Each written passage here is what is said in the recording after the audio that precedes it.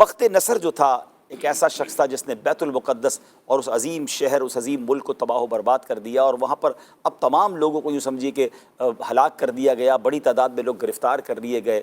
جب حضرت عزیر علیہ السلام بخت نصر کی قید سے کسی طرح باہر نکلے اور بیت المقدس تشریف لائے اور شہر کی ویرانی دیکھی، تو آپ کی زبان سے بے ساختہ نکلا کہ اللہ کریم اس ویران اور بربادی کے بعد شہر کو دوبارہ کیسے آباد کرے گا۔ اب اس کے بعد آپ جب شہر کے اندر داخل ہوئے، جب سارا ویرانہ ہی تھا، کچھ پھل آپ نے توڑ کر تناول کیے، انگوروں کا جو رس تھا وہ نچوڑ کر آپ نے اسے نوش فرمایا، بچے ہوئے پھل اپنی جھولی میں ڈال دیے، انگوروں کے شیرے کو اپنی مشک میں سیو کر لیا، بچا لیا، اور پھر اپنے گدھے کو مضبوطی کے ساتھ جس پر آپ سواری کرتے تھے درخت کے ساتھ باندھ دیا اور آپ سو گئے۔ مگر اللہ کی شان دیکھیں کہ آپ جب آرام کرتے ہیں تو آپ کی اسی نیند کی حالت میں وفات ہو جاتی ہے، جی ہاں، آپ کا انتقال ہو جاتا ہے، اور تقریباً ناظرین 100 سال تک آپ جو ہے وہ اس حالت میں رہے۔ اور اب کیا ہوا، اللہ تعالیٰ نے درندوں، پرندوں، چرندوں، یہاں تک کہ جن اور انسان سب کی نظروں سے آپ کو چھپا دیا تاکہ کوئی آپ کو نقصان نہ پہنچا سکے۔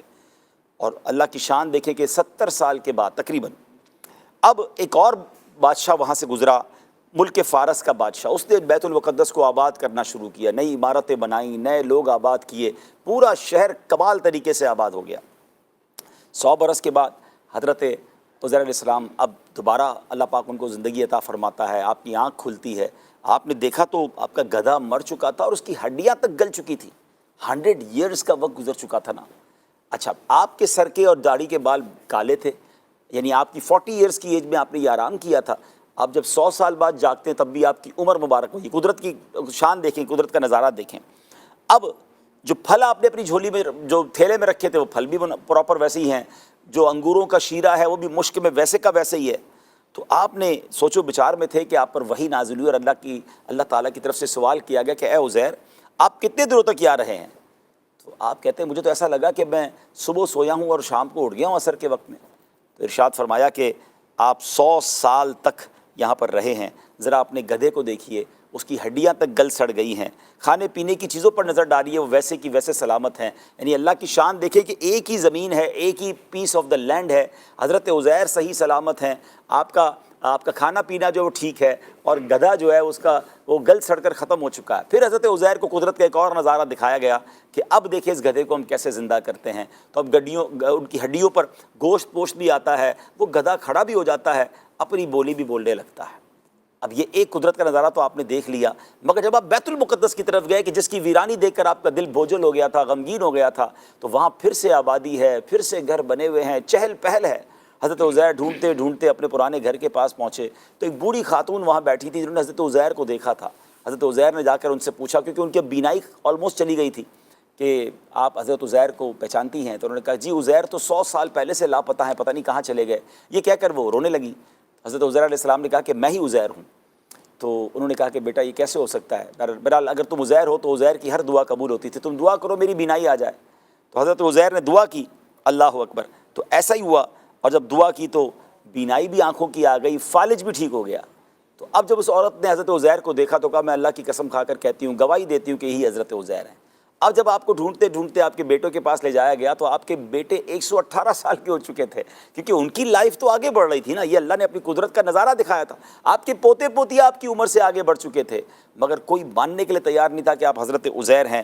اب لوگوں نے یہ کہا کہ جناب اگر آپ حضرت عزیر ہیں تو میرے والد صاحب، جو بیٹا تھا، کہتا ہے میرے والد کے دونوں کاندھوں کے درمیان ایک کالے رنگ کا مسا تھا جو چاند کی شکل کا تھا۔ آپ نے کرتا اتارا تو وہ مسا بھی موجود تھا۔ اب دوسری بات لوگوں نے کہی کہ حضرت عزیر وہ واحد شخصیت ہے جن کو پوری تورات یاد تھی، اور اب بخت نصر کے زمانے میں معاذ اللہ تمام تورات کی کتابوں کو آگ لگا دی گئی تھی، اور جتنے تورات کے عالم تھے اور تورات کو جاننے والے تھے، 40,000 تورات کے عالموں کو اللہ اکبر چن چن کر قتل کر دیا گیا تھا۔ اب کوئی تورات یاد کرنے والا یا تورات کا حافظ نہیں ہے۔ اگر آپ حضرت عزیر ہیں تو آپ کو تورات زبانی یاد ہوگی، آپ نے زبانی پڑھنا شروع کر دی، مگر کوئی کنفرمیشن کرنے والا نہیں تھا کہ یہ تورات پڑھ رہے ہیں۔ اب یہ الگ معاملہ کھڑا ہو گیا۔